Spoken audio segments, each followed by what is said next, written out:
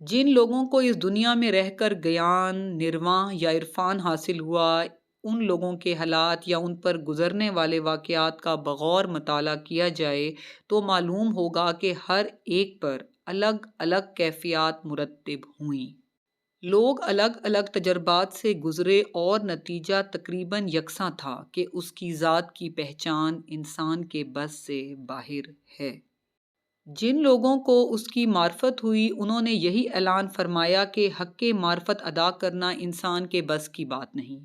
ایک کا طریقہ دوسرے کے طریقے سے مختلف ہونے کے باوجود ایک کی دریافت دوسرے کی دریافت کے برابر ہونا ایک بڑی عجب بات ہے۔ کہتے ہیں ایک بزرگ دنیا کے اندر پانی میں رہ کر کئی سال تک تلاوت کلام پاک کرتے رہے۔ آخر ایک دن سرشار ہو کر باہر نکلے اور اپنے چاہنے والوں کے پاس جا کر اعلان کیا کہ اگر مجھے معلوم ہوتا کہ اللہ کی پہچان اتنی آسان بات ہے تو ہم پانی میں اتنے سال کیوں کھڑے رہتے؟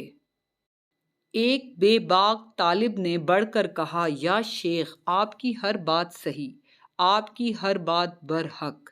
اب آپ کم از کم ہمیں تو وہ راز بتا دیں تاکہ ہم پانی میں کھڑے رہنے کی صحبت سے بچ سکیں۔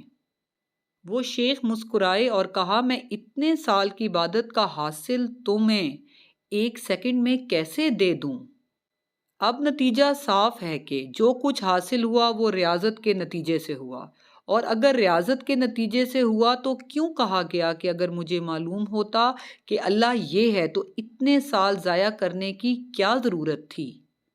بس یہی راز ہے، جو ملتا ہے وہ بہت آسان بات ہے، مگر یہ آسان بات بڑی مشکلات سے حاصل ہوتی ہے۔